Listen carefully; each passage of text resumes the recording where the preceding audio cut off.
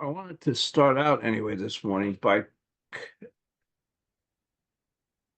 reviewing the context of our practice a little bit and the development of our practice and see where that leads us. And the first thing I thought about is the fact that this whole idea of being a householder in Buddhist practice is a very recent idea. Not that there haven't perhaps always been some householders. Vimalakirti, very famous in the time of the Buddha, and the Pong family, Layman Pong and his family, for example, they stand out in the history of Buddhism. But they are by far the exceptions. Almost everyone, until we come into the 20th century, was a monk or a nun. Zen was a monastic religion.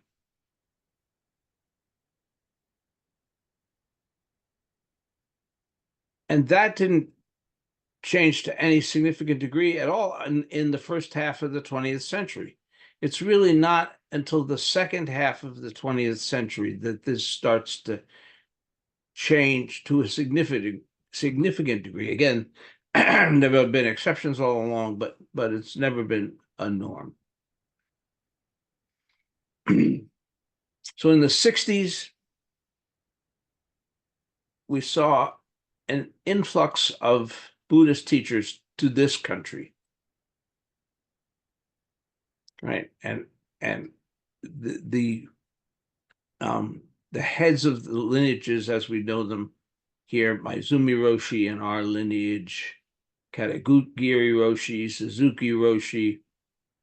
There were a handful of these pioneering teachers who came from principally Japan, but there were also Korean Zen teachers, Sungsan Sunim, who came and brought they saw that there was a fertile ground here in North America for Buddhist practice and for Zen practice in particular. And what those folks did for the most part is they did a couple of things. So one of which was they attempted to replicate the practice that they had in Asia here in North America.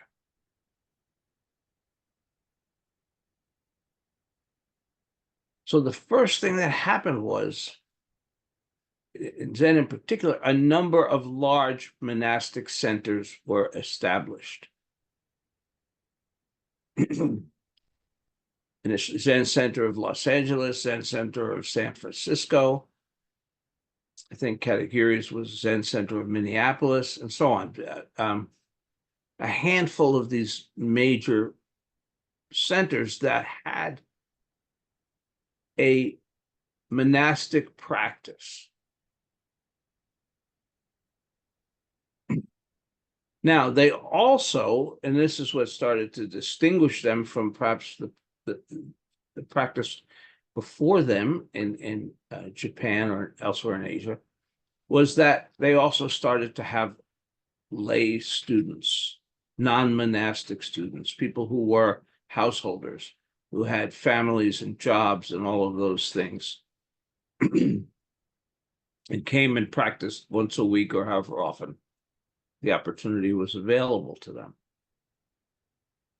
Now, this is an enormous transition, and I'm not sure we appreciate it fully. In fact, I'm not sure that this was really thought out. I think, and I wasn't there at that point yet, that I think that it more or less just happened. You know, as these Zen teachers hung out their shingles in this culture, in this country, lay people started showing up.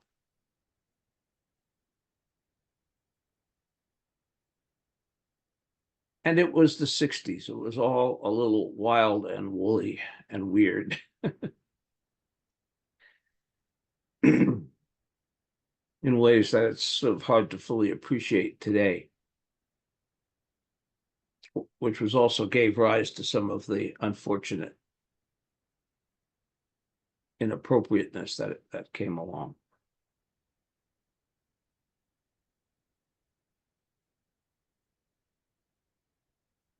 So that was, in effect, a sort of, as I see it now, a major revolution in Zen practice that I think has been under-recognized and underappreciated. And that has continued with each successive generation of Zen teachers in this country.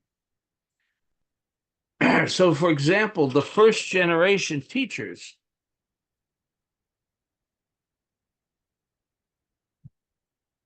not all of them, but some of them also established major monastic practices on the Asian models.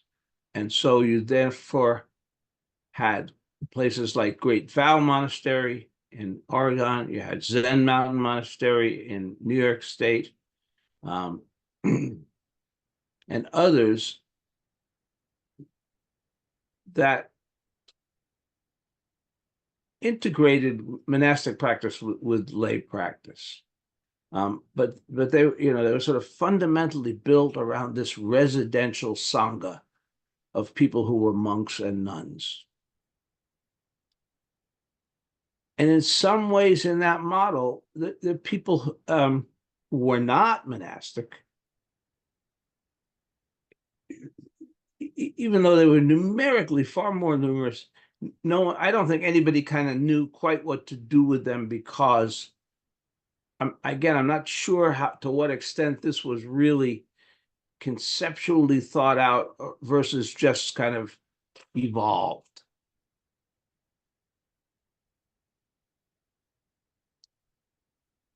And so I always had the sense during the years that I practiced at Zen Mountain Monastery that the monks and nuns were the core of the practice. And those of us who were lay people were kind of ancillary and maybe less important in some ways.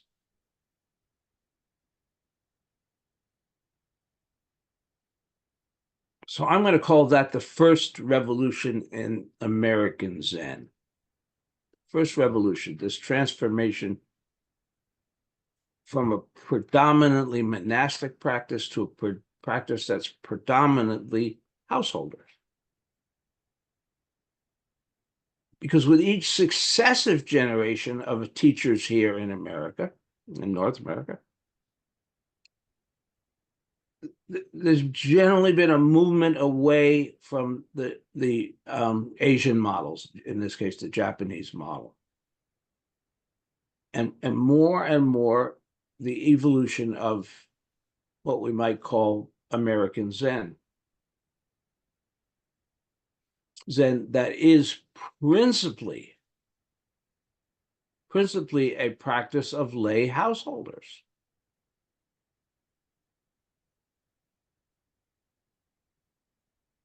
Including the teachers.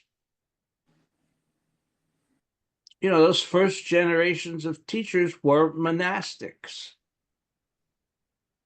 or at least initially. Whereas now, almost all the Zen teachers that I know are householders. A big shift, not just in the Sangha, but in the teachers as well. And again, I think this, my take is, and I could be completely wrong on this, that this has just been sort of evolving without a lot of theoretical, conceptual kind of understanding to support it. Just happened. And maybe that's the best way for things to happen. It's just that sort of spontaneous evolution.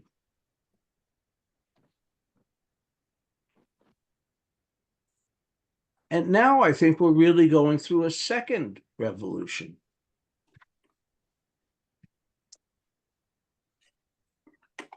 Which is the dawn of internet-based Dharma and Sangha.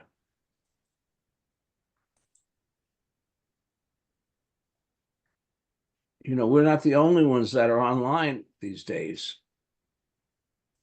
And I haven't, myself, I don't get around and see what's going on that much, but I know, for example, there are teachers like Jundo Cohen. Some of you know Jundo Cohen. He's in Japan. He's an American Zen teacher that lives in Japan. And he has a worldwide following on the internet. Has a huge sangha of people that follow him and his teaching. Now, I don't know how long he's been teaching, but you know, I suspect if we go back, well, I suspect this is all a phenomena of the last decade in all likelihood around the world. So things are changing radically. What Zen practice looks like, what Zen teachers look like, what Zen sanghas look like, and to some extent, what Zen looks like.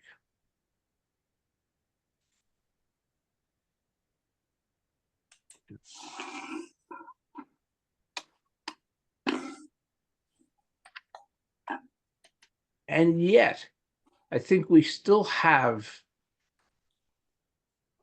many vestiges that persist because we are in process of transformation. So we have one foot in the past, one foot in the present, and if we happen to have another foot, we have it in the future, right? And so we, and again, I'm not sure how much this has ever been reasoned out, but it's just something that's kind of evolving on its own. I know it was for us. I never sat down and thought about what internet practice needed to look like. COVID came and we went on the internet. You know, and so the same thing that's happened, I think, generally with Zen practice happened with internet-based practice, that it wasn't a thought-out thing, or at least for me it wasn't, and I think that's probably true for others, but it was kind of a response to an immediate necessity. We couldn't be together in person, so bam, we went on to the internet. So what did we continue to do on the internet? We continued to act like we were in person, as you know, kind of was like poor in-person connection.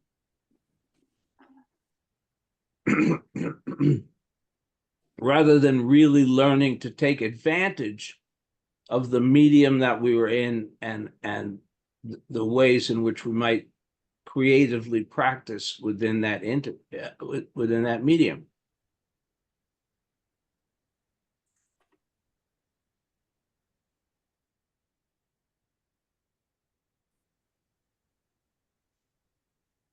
So in that respect, we're evolving. We're kind of we're chasing our tail here. We're kind of catching up with ourselves, because we've been doing this a number of years, and yet we've never kind of figured out how to do it optimally.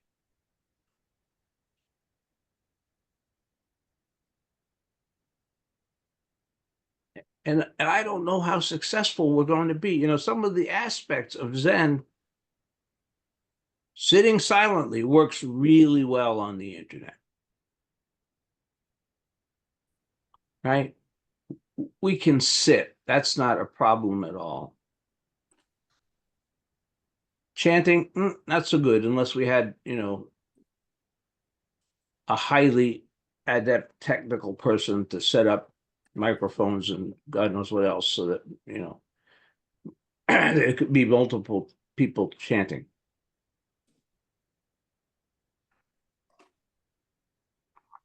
But there are other aspects that, like what we're running up into now, the ceremonial aspects of Zen don't don't go very well on the internet. And we've been stuck for a while around the Shuso Hosen idea, the passage for the Shusos into their senior studenthood. In part because there's a ceremony involved that I don't see any way to have on the internet, and I think it would be meaningless. It would lose so much of its depth and richness that it has as a ceremony when it's done in person. And some of these ceremonies in Zen are really major transformational rites of passage. And I think people who've been through them would say that. Would say that they were deeply moved, deeply affected, deeply changed by whatever it is, the process of Jukai or the process of Tokudo or the process of Shuso Hosen and so on and so forth. And at least at this moment, I don't see any way to replicate the emotional richness of those experiences online. Now, maybe we will at some point. But so today, looking at this context again, we're sort of living between several transformations, the transformation from monasticism to the householder, the transformation from in-person Zen to internet-based Zen.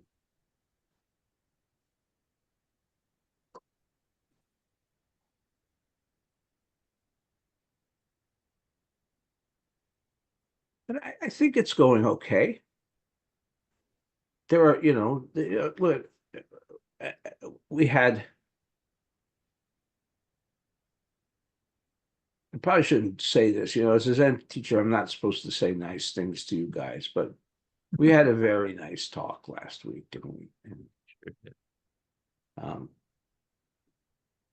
And I hope it was rich and meaningful for Susan to deliver it that way versus in person. Again, it's imperfect. It's not, as you will all experience in your own time.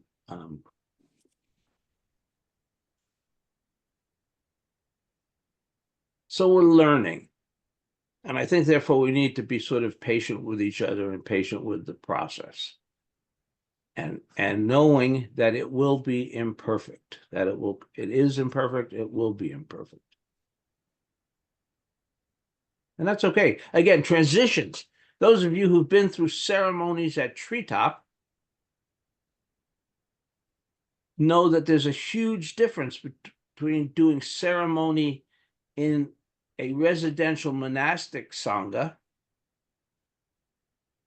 where you practice every day, where if you have a ceremony coming up, you spend several hours every day learning the choreography and of that ceremony. And at a place like Treetop, where you're lucky if you get an hour rehearsal in sometime in the midst of the retreat, and then somehow it's kind of miraculous. Somehow the ceremonies happen. They happen very nicely. Don't know why that is. But that said, you cannot. Those of you who've done ceremonies in a monastic environment, in a residential environment, know that they achieve a level of I want to use the word perfection, of polish that we cannot even dream of. And there are ceremonies when when I was preparing for Tokudo, my novice priestly ordination, Steph and Margaret asked me to go and spend a week at Zen Center of Los Angeles to see the ceremonies being performed there. And that's one of those places where they have a significant residential sangha, and they practice a lot. And they have a ceremony, for example, they had one that I saw there that they particularly wanted me to see was the Gates of Sweet Nectar. Ah, what a beautiful ceremony. There is no way that we could accomplish that. Absolutely no way. So, this is part of the transition that we're in. We're gaining some things, we're losing some things. And I don't, I haven't thought about whether that's good or bad. I'm sure it's some of both. But it's the necessity of the process that we're in. There is absolutely no way on this green earth that we could ever do this gates of sweet nectar ceremony. Or at least anything that even slightly resembled it.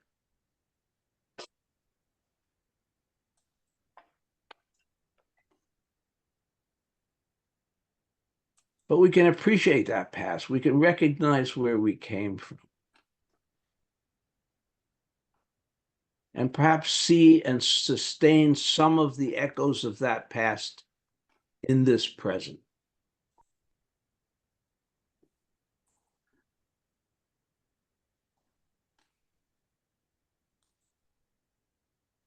On the other side, we've observed time and again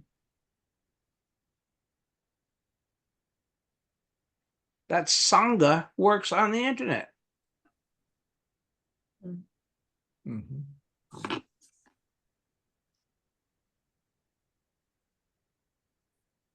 I went to Zen. I was a non-resident student at Zen Mountain Monastery, and I went there for about a decade.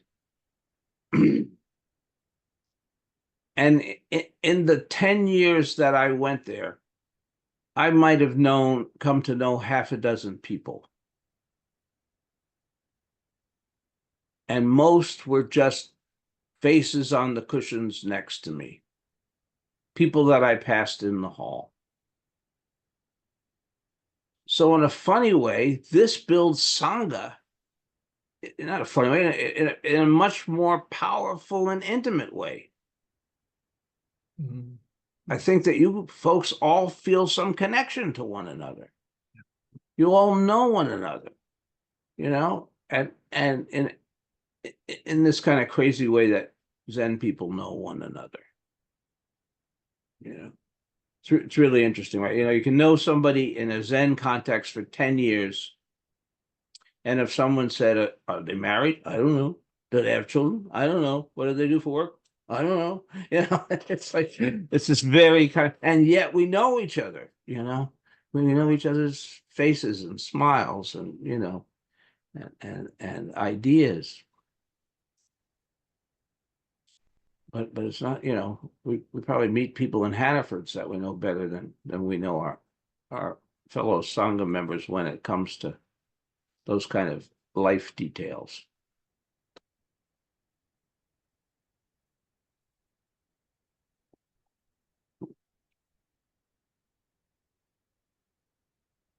So the process continues. The evolution continues. Good, bad, or indifferent, evolution is something that is a natural process and an adaptation.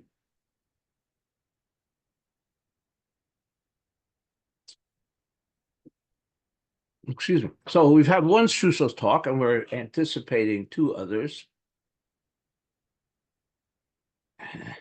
That got a smile. Okay. So, and then some point this summer, we're going to have a ceremony. We're going to get together physically, something we do very rarely, and celebrate the transition, the Shuso to senior student transition for those 3 folks. Now, usually that all takes place in one thing, one ceremony, and the Dharma talk that they give is part of the ceremony. The Dharma combat is part of the ceremony. And it just didn't, I'm the one who got us in this predicament to start with, because there was a period of several years starting with the pandemic, that we didn't have a shuso. And so I felt that the system was kind of jamming up. There's a bit of a progression here where people in the Sangha move through these various ceremonies and empowerments. And so each time there's a group of folks that are either doing jukai or being shusos, there's another group of folks who are kind of in the queue, or at least in the queue in my mind. They're ready. This is a good time for that. And if that doesn't happen, there's a kind of staleness that occurs. And I think it's important for the life of the Sangha that there be these ceremonies, there be these empowerments, and that people move through the process. That's an aspect of our tradition that has not, probably one of the aspects that's translated least well to this online environment. And so I think we need to do what we can initially to accommodate, to sustain it. And so therefore we ended up with 3 shusos because we'd had a several-year gap with no shusos. And then we couldn't get rid of these people. We had all these damn shusos and we couldn't create a ceremony to get rid of them. So I'm just joking, of course, but they've been wonderful. But their time has passed. This is like an extra year. The way the flow of these things is supposed to go. So it'll be wonderful and important and helpful and all of those things to have the ceremony this summer and to allow the process to move along, allow people to move along. And we'll do our best not to get bottled up in the future, but I can't guarantee that. And who knows what's now? Oh God, now they're talking about avian flu. Just when you thought it was safe to go back in the water. But there's certainly, so that's the other thing we're dealing with. One of the things that these disruptions have taught us, which we should have known all along, is that disruptions are the norm. That life doesn't often flow according to our schedules, our plans, our desires, our needs, etc., etc. It does what it damn well pleases, and we need to adapt. Let's have something called Zen where we learn about that. All right? So as Zen practitioners, we should be acutely aware of that. And we need to adapt to reality. Reality doesn't adapt to us. That's the root of suffering, right? The root of suffering is that we expect reality to adapt to us. That's perhaps the most important aspect of our practice.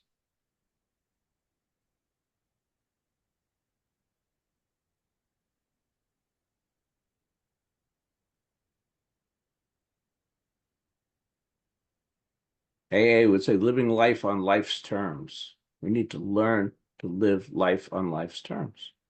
That's how we avoid suffering.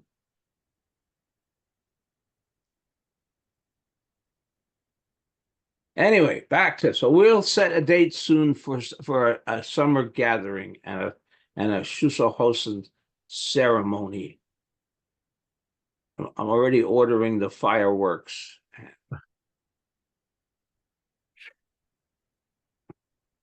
The massive lawn tents and all the things that we need for that.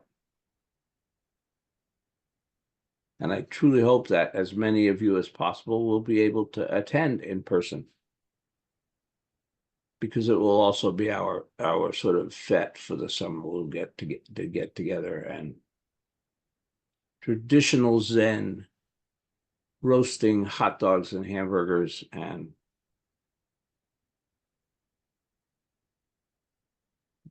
dancing in circles or something. Anyway, okay.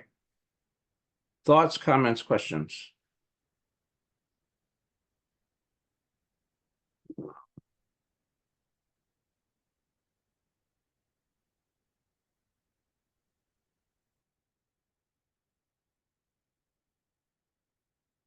one sort of brief comment.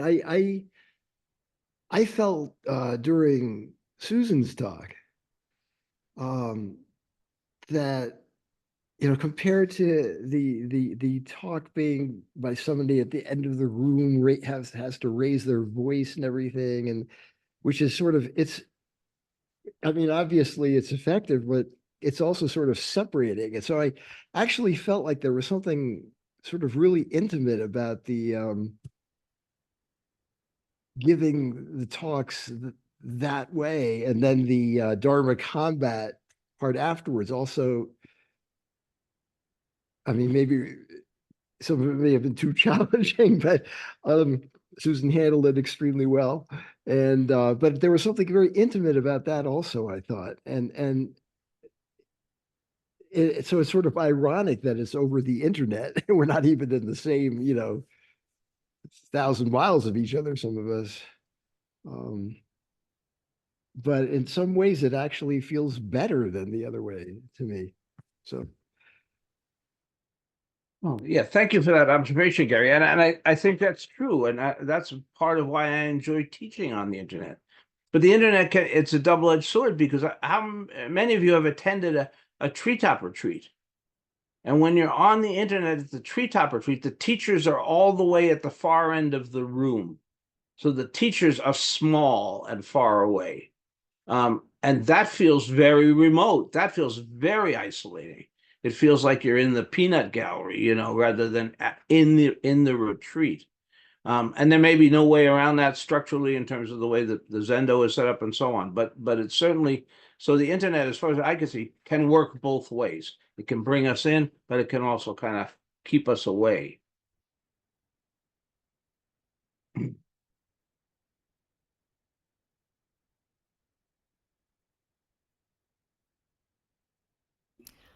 Uh, I've been thinking about this a little bit, Peter, and first having to do with the talk that I gave. Um, some of the benefits, major benefits for me, was how people supported me in advance, said, "Oh, good luck, I'll be there." Um, and then afterwards, provided more support and, dare I say, praise. Uh, anyway, it just felt very good. And if we were not in an online Sangha, even if we were meeting once a week someplace like a treetop, we probably wouldn't have access to everybody's email and we wouldn't be able to do this so freely. Um, so that really helped me connect with the Sangha. Um, and then there's the fact that it was recorded, and my kids who couldn't be here now were able to listen to it afterwards, and my grandkids will be able to watch it, assuming YouTube stays in business. And so it's that's really nice too. I was kind of waiting for whether I was going to go viral or not. And last time I checked, I was in the teens, so I'm a little distance away, but who knows? Could be coming. Um, and then the other topic that you're talking about, the ceremonies, etc. Um, I had a few thoughts during the time of Jukai last fall, and a couple of thoughts that went through my head were, number one, I thought that it was really good for those people who had never gone through a in-person retreat to see how Treetop operated, um, the the meals, the transitions, the four of us, 3 or 4 of us would meet down in your cabin, kind of in between, and we were able to talk about it a little bit, and um, I think it helped to put it all into context and make it meaningful. And I thought at the time it would be really, I would think, a good goal for everyone who practices online to attend an in-person retreat somewhere, someplace, just to see, just to experience and see what it's like.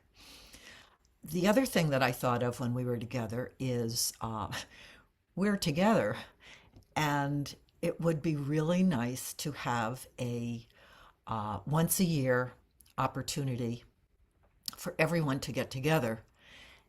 And I don't know that it's summer, given that we have people who are a distance away, and it's much more expensive staying here in the summer and finding a place in the summer than it is during uh, less temperate times of the year.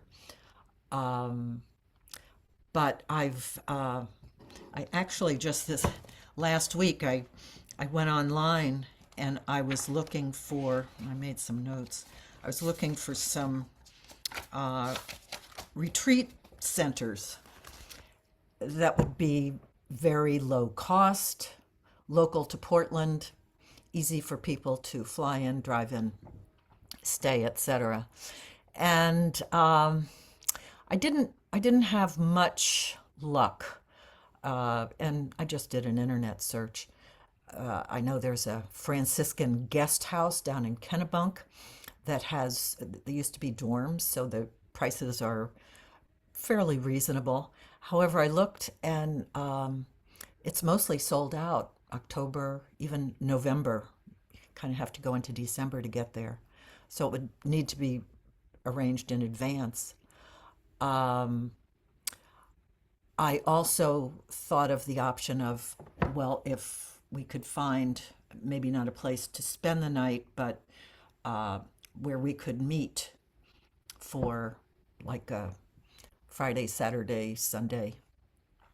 I think I could arrange that, but of course, then we'd also need some lodging for people.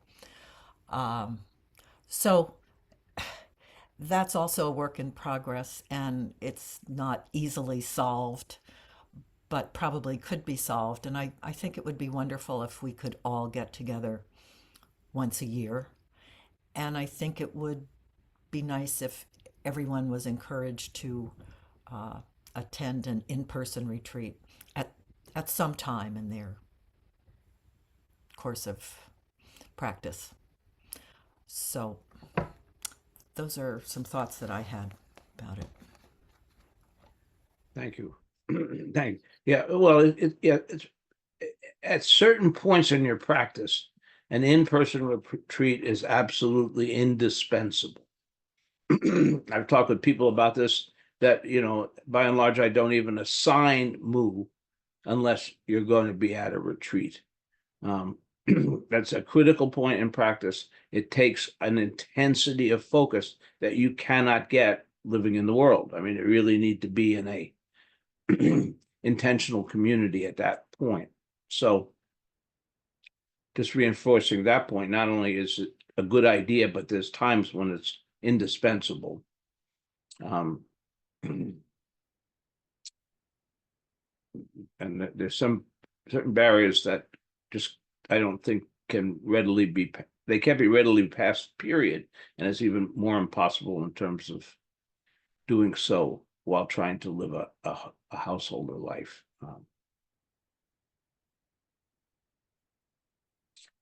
Yeah, and there are places, I know it's not Portland area, but there's like the sisters, they have a lot of places. There's one in Windsor. Elizabeth's gone there for retreats. I don't know how many people they can accommodate, but evidently it's lovely. They have acres of paths and trails on their property, and very nice kinds of things that they um that are open to the public. They'd be, I think, completely open to being the site for a residential gathering. And very inexpensive, I might add.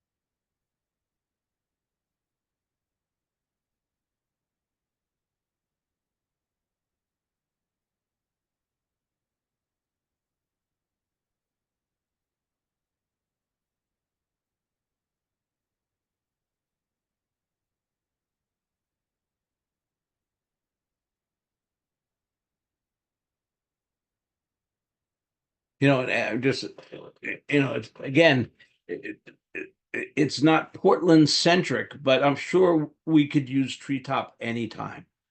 That, if I just talked with Jim and said, we've got a weekend, we want to come and be at Treetop, that would be absolutely no problem.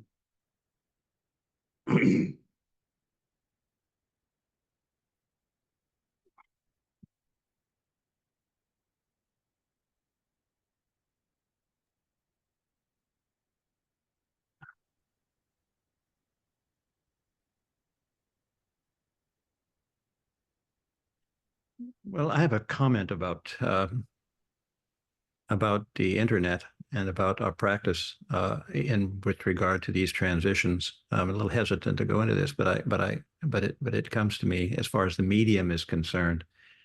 My background, as you know, has been Shambhala before, and there was a center in Boston, and I was there very frequently.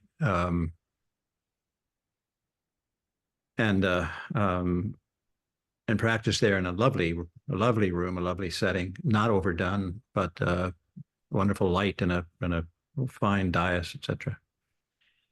And so I practiced before that, but the practice was very much enriched by going and having a group of people there. And so I was quite regular for several years. And the one thing that I liked about it, that I can say is not happening here because of the internet, is that I liked the fact that people were around me kind of in a semicircle facing the same direction. We weren't facing each other, we were lateral. And I felt a very great comfort in that, as though we were all progressing kind of in the same way. It was so comforting to have people at my side, at my shoulders. I was a little less comfortable when I found myself in Umze, because I was there clanging the bell, and and everyone was looking at me, kind of. It's a little uncomfortable. So I honestly miss that aspect, and so it's very interesting. And the Sangha here seems to me to be all that you say. It seems to be a wonderfully, well, we are a good close group and concerned about one another, and I get that. And when it comes to the meditation, however, it seems strange because suddenly we're all facing one another. Every single one of us has all of us, the rest of us, facing each other. And I feel a little unusual about that. It seems, it seems like we should be all going this way rather than this way. I don't know how else to explain that. So it's just a felt perception about the internet. And one thing I do, and I know this is not meant to be anything more than it is, but I actually touch a couple of times on the brightness of the screen so that I dim you a little bit, so that I'm feeling that your presence is there without our being so graphically in each other's faces. And it actually has helped me a little bit. It makes me, perhaps I'm just self-conscious, but it helps me a little bit to loosen myself from that aspect and to feel shoulder to shoulder that we're going in the same direction. This is just how I'm kind of spinning it in my head, but it's helped me. And I absolutely agree about the ceremonies. It was really very nice. And I was very aware there in Shambhala that Zen is a monastic practice. And they would try to break out of this actually by having groups of people in neighborhoods meeting together and doing things. But in those instances, we really didn't know each other very well, and it kind of fell apart. It wasn't terribly cohesive because we found that our monastic thoughts were very similar. Our personalities were so diverse that it was trying to put people together who really were very, very diverse and diffuse, and I think probably because we really didn't know each other, exactly what you were saying. In any event, those are just thoughts, but thank you. Thank you, Cal.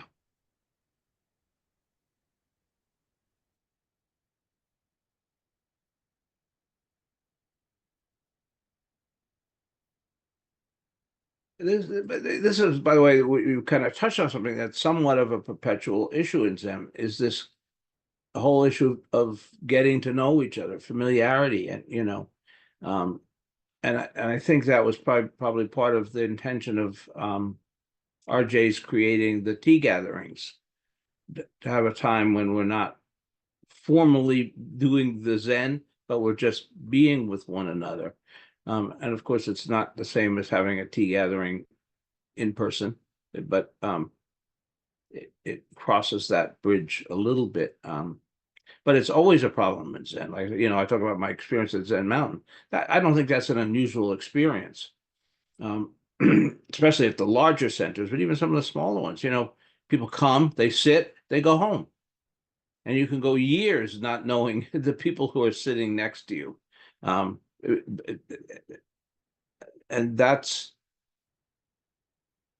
I don't know that that's inherent to Zen, but it's inherent to maybe to the silence of the practice, and to the culture around it that doesn't encourage social engagement.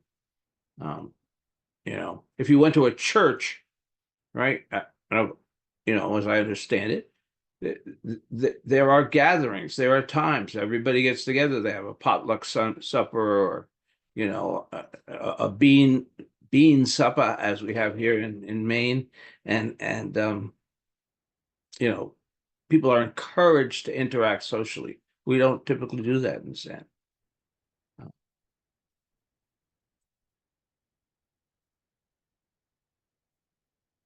Margaret.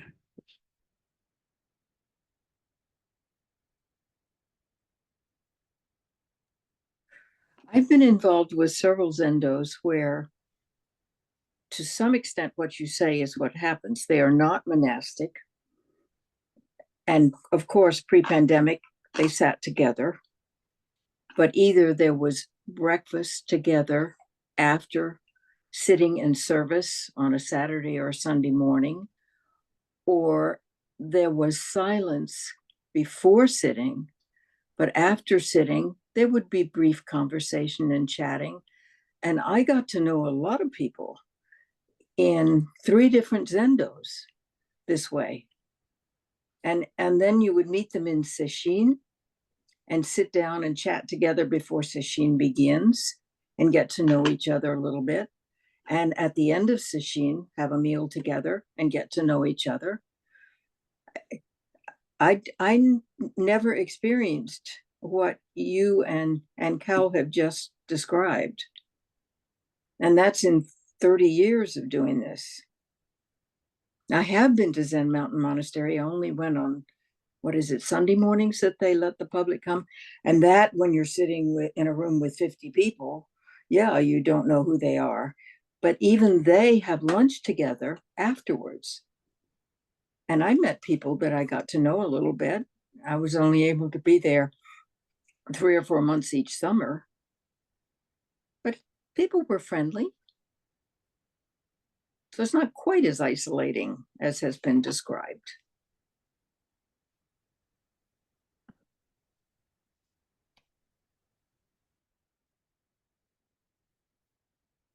I guess I'm being hyperbolic as usual.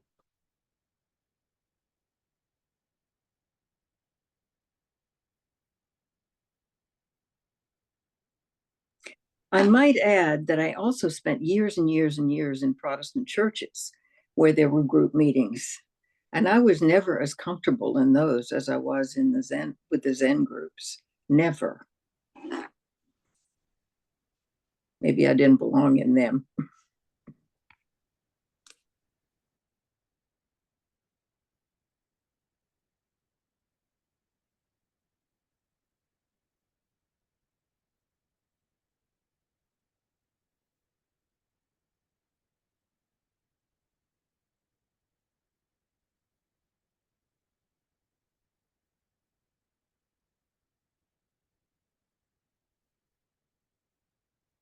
Any final thoughts, folks? Yeah, I don't know. I don't know if this means anything or even why I'm saying it, but I'll say it anyway. So last October when we were at Treetop, there there was a lot. Maybe it's growing up Catholic. I don't know. There's a lot of like rules. I don't like. I don't really like following rules, so I think there's beauty in certain ceremonies that I didn't, unfortunately, probably didn't relish. Meals, oryoki being one. But what I did relish was laughing my butt off with RJ and John Scott and Susan. Sort of, I think because like of what the years we've created this, and then going to essentially another Sanga's Zen center where we didn't really know much what was going on, and a lot of the people involved, and it's sort of like, for me anyway, drinking out of a fire hose, trying to learn all this stuff that was going on, and it was stressful, very stressful and uncomfortable. But I feel like it was also a great time because we could go to like one of the sheds there and be like, what the hell is going on with this? And like have a laugh and really uh, um so I don't know what that means, but what are we, 7 months, 8 months out from that, and I still kind of come bubbles into my mind every now and again. I'm like, oh, that was a great, 2-3 days, whatever. And we can't recreate that because it was what it was, and it was just one unique time. But it does prompt me to be like, gosh, I'd like to be in these people's presence again. So,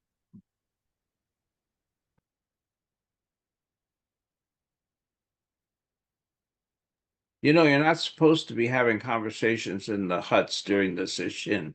You've just outed yourselves. it was only me, no one else. No one else. Talking to yourself again. All right. Yeah, I was talking to myself and laughing with myself.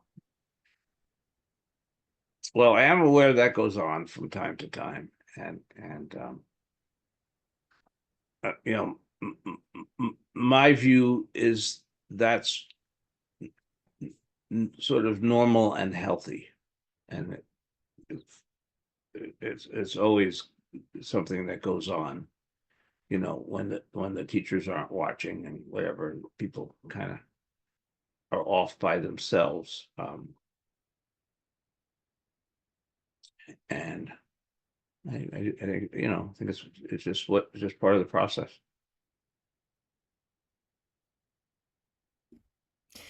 It also seemed so appropriate under the circumstances where we really hadn't met each other before. Um, and some had come quite a distance. So it was, I thought it was a really important and meaningful part of the whole process, was that interaction.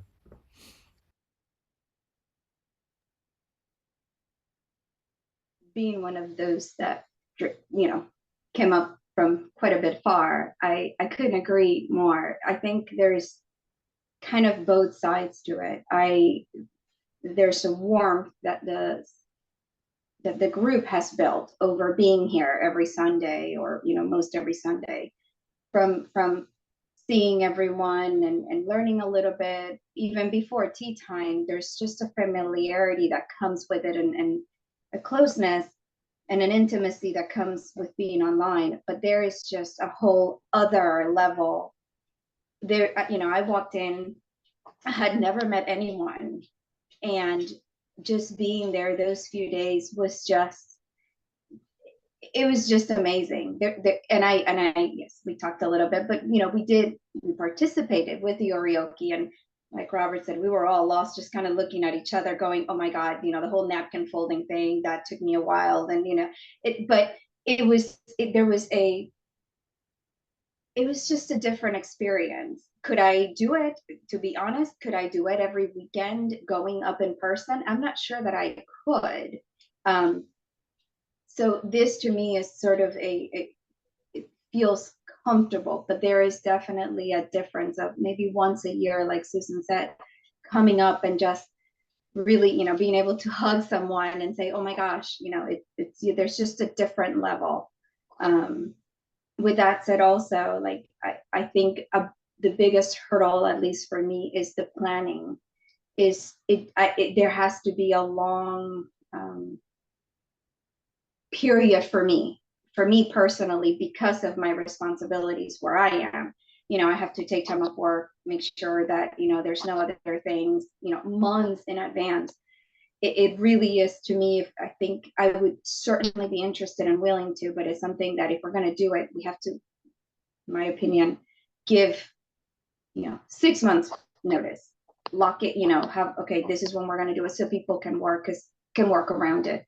Because I know for me, I have to literally have that long to sort of sort everything out.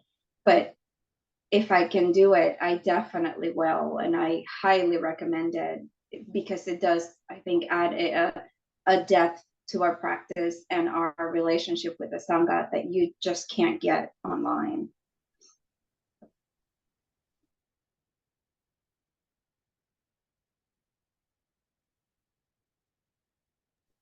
Oh, and Cal, I'm sorry. I meant to say, I don't know if this helps any. Jundo Cohen, his Sangha, one of the things they do is they actually encourage you when you're sitting to not face the camera. They actually suggest that you put the camera kind of to the side so that you're looking away. You have that lateral view. So I don't think you're like the only one who has that sensitivity to the intenseness. I actually also do that when I sit. It's a lot of the times really, really dark. And I do the same. I turn all my basically the brightness almost to none, so that it is not as distracting or intense. So I get what you're saying. It's not out of the norm, at least for me.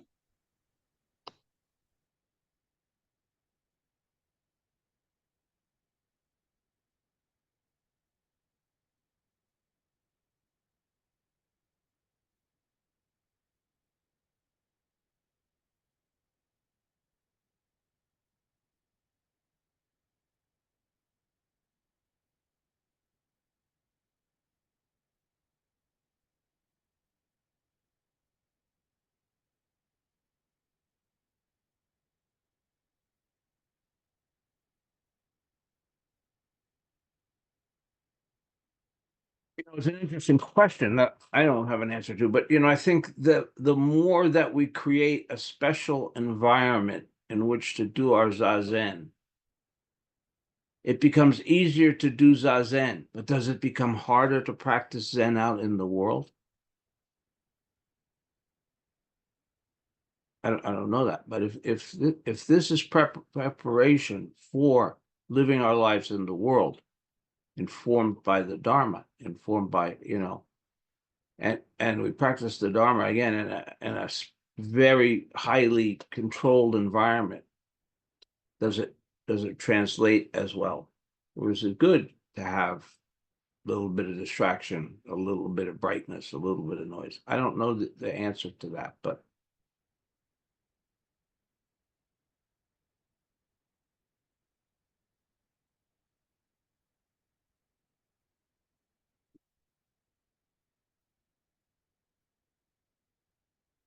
one of the things that happens, part of my thinking about this is sort of informed by the way things happened in a traditional monastery or Zen center structure, which is when you come in as a beginner, nobody bothers you. You don't have to worry about anything other than sitting. And that's a huge task. But eventually somebody says, hey, you're going to be a Jikido. And now you have to not just sit, but you have to be aware enough of the time to ring the bells at the occasional moments. And so all of a sudden we've gone from this perfect little container to now, oh, I got to keep, And then somebody else says, okay, now you've been Jikido for a while. You're going to be the monitor. And you're going to be responsible for knowing what's going on with everybody in the Zendo. And you're going to be responsible for dealing any problems that arise in the Zendo. And all of a sudden you're sitting, but you're moving out at the same time into a broader field of awareness. So to me, that felt like a very deliberate process of expanding from where we're just sitting in our little shell to now we're sitting in a more open context. And our awareness has to move accordingly.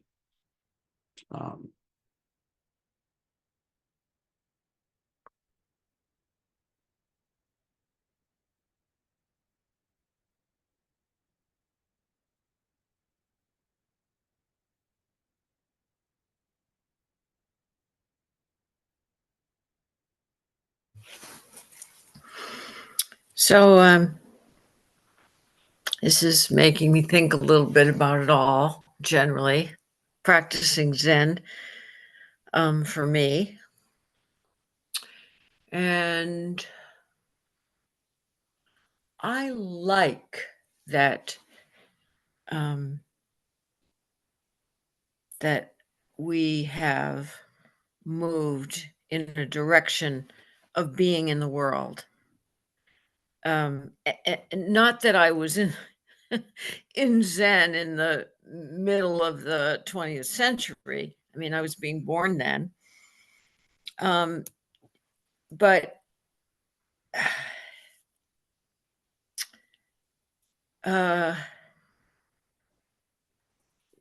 one of the things I love about Zen is that I can bring it into the world I'm in. And I'm in a world, believe me, with lots of different people, and I'm involved in many things, and I have relationships with people, and relationships with troubled people, and just being in a monastery, that I wouldn't have the same ability, I believe, that I do because I'm in the world. And as far as this development of the changes that have occurred since the 60s and onward, and we talk about the different transitions, Peter, you know them well because been practicing a long time. Yeah, I mean, I don't know how to be. We have to adapt. It seems to me we have to adapt to the world that we're in. And I was listening to this radio program, but it was about something about research. But it was a Harvard guy doing the research, and he said he was a psychiatrist, and he said that he was a Zen priest, and that if you ever could have told him before the pandemic that he would be able to do psychotherapy online or practice with other people in Zen online, he never would have believed it could be done. And it is being done. And it's just, for me, it's just an addition. I like that I can be with people from all over and sit with people from all over. And I wouldn't know most of you if we weren't sitting here, each Sunday morning together. So it expands my world, the way I see my world. Thanks. Thank you, Kathy. One of the things that came to me, one of the things I don't mention or haven't mentioned in quite a while is the Shuso Ango. Okay, the Shuso Ango is an intensive retreat that takes place at the end of one's tenure as a Shuso. It's a 30-day retreat. And in my little branch of the tree here, I'm the last one who did it. The stars aligned perfectly for me that my employer at the time, I banked up vacation time, so I had a ton. I used to get like 6 weeks vacation in those days, and I was able to bank up a month's time. And coworkers were very nice to help cover for me, and my wife at the time was supportive, and so on. So I did it. I have not expected anybody since to do it, because that would be the end of their process. Because I don't think anybody that's followed me had the opportunity in their lives to take an entire month out and be away from their homes, away from their families, away from their jobs, doing this process. So Peter Harris hasn't done it, Jamie hasn't done it, Todd Watson hasn't done it, none of it. If I insisted on that, that would have been the end of it. They would not be Zen teachers today. And everybody successively. In some cases, we've been able to do like a partial ongo, and they've done like a week retreat. Stayed at Treetop for a week before the ceremony and did a retreat that way. But so that's where, to me, I think these things have to change, have to flex. If I say everybody's got to do the 30-day ongo, nobody would do the 30-day ongo, or virtually nobody. You know, again, I was so extremely fortunate to be able to do that. And was it a wonderful experience? Yes, it was. You know, when I did it in Steph and Margaret's home. Their Zendo was attached to their home. And so where I was living, where I was sitting was all together. And then there would be times that I spent with them that were just invaluable, you know. So it was a wonderful, wonderful month. But it's I think it's something, at least for now, whose time has passed.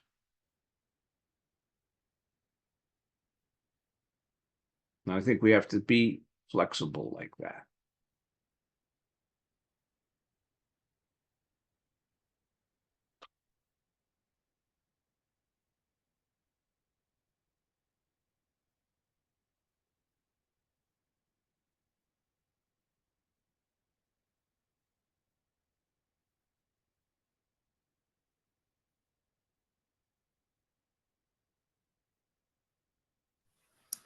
Oh, one more thing I want to add to all the people that did their Jukai at Treetop this year.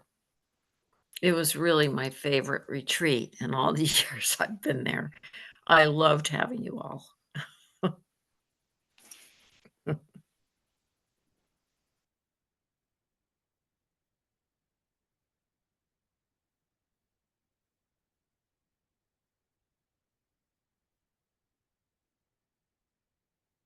Okay, I see the hour has passed, so.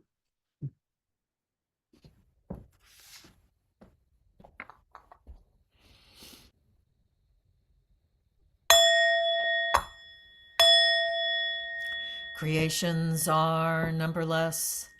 I vow to free them.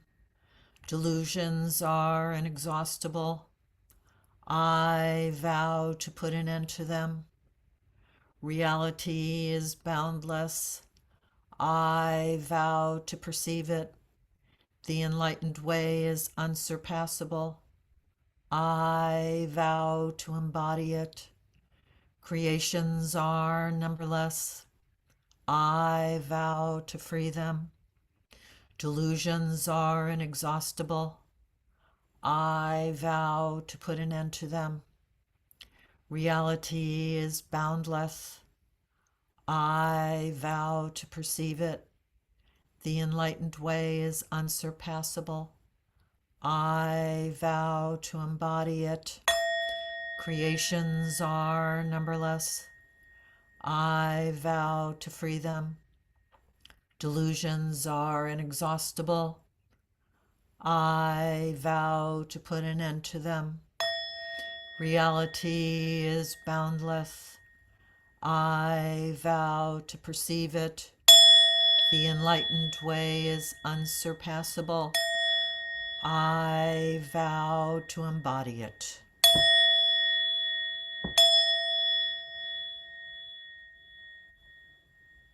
Thank you, everybody, and have a good week.